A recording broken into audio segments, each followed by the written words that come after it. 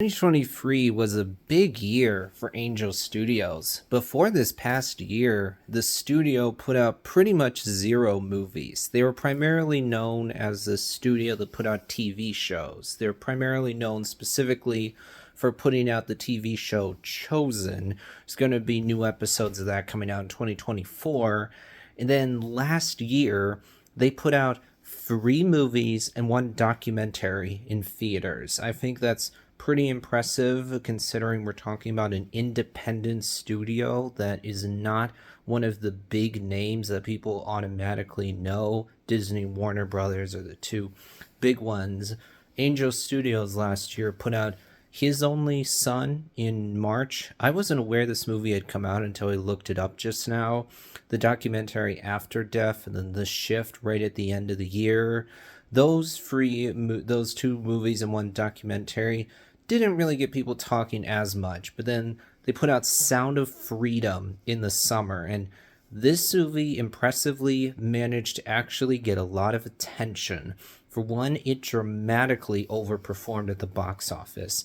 This is a movie that didn't have much marketing before it came out. There wasn't really a lot of online buzz or anticipation for this movie. And then it comes out and it makes more money domestically at the box office than Indiana Jones and the Dial of Destiny, Mission Impossible 7, or 6 actually, and Elemental. And then on top of that, this movie got a lot of people talking to the point where it actually did become a culture war movie.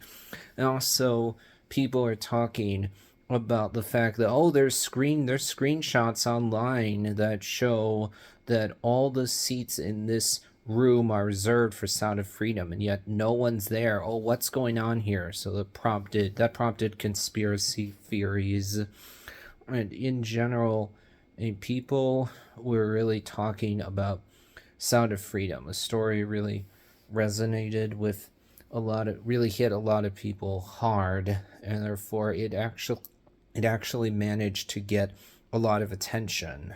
And then I thought The Shift is very interesting. I've done a review of both The Shift and Sound of Freedom on this channel already. And The Shift definitely didn't get as much attention. I thought it was an interesting mix of genres. Interesting look at the multiverse without being a comic book movie. But it was really nice for me to see Jim Caviezel in a movie because he hasn't been in much in a while.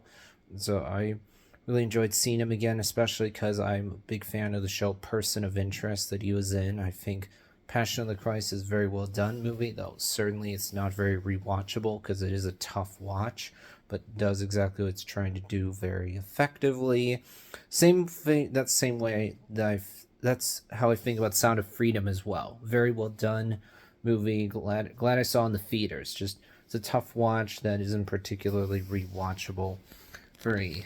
But I think that this is a really impressive comeback. This is a really impressive comeback story that this independent studio put out three movies and a documentary in 1 year.